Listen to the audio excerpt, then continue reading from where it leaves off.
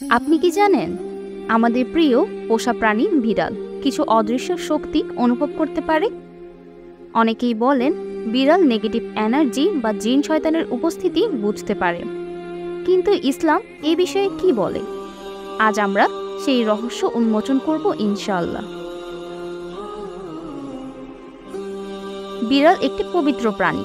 হাদিসে এসেছে আবু হুরায়রা রাদিয়াল্লাহু তাআলা আনহু বিড়াল খুব ভালোবাসতেন এবং রাসূলুল্লাহ সাল্লাল্লাহু আলাইহি ওয়াসাল্লাম বিড়ালকে ভালো আচরণ করার নির্দেশ দিয়েছেন। সহিহ বুখারীর এক হাদিসে আছে, এক মহিলা একটি বিড়ালকে বন্দী করে রাখার কারণে জাহান্নামে গিয়েছিল, কারণ সে বিড়ালকে খাবার ও পানি দেয়নি। ইসলামে জিন শয়তানের অস্তিত্ব স্বীকৃত। কুরআনে বলা হয়েছে, নিশ্চয় সে অর্থাৎ শয়তান এবং তার অনুসারীরা তোমাদের এমনভাবে দেখে যেভাবে তোমরা তাদের দেখতে পাও না। সূরা আল আরাফ আয়াত ২৭। অনেক ইসলামিক স্কলারদের মধ্যে কিছু প্রাণী এমন কিছু দেখতে বা অনুভব করতে পারে যা আমাদের চোখে দেখা যায় না।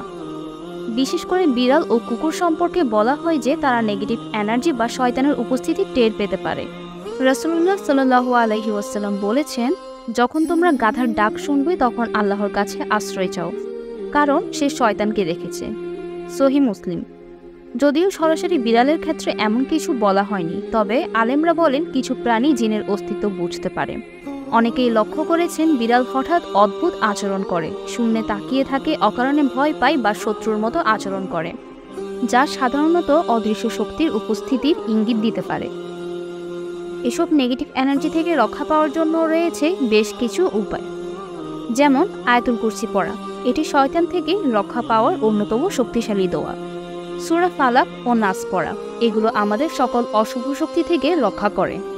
বিসমিল্লাহ বলে দরজা জানালা বন্ধ করা।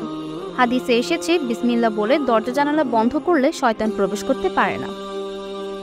তবে মনে রাখতে হবে, বিড়াল নেগেটিভ এনার্জি অনুভব করতে পারে কিনা তা নিশ্চিতভাবে বলা কঠিন।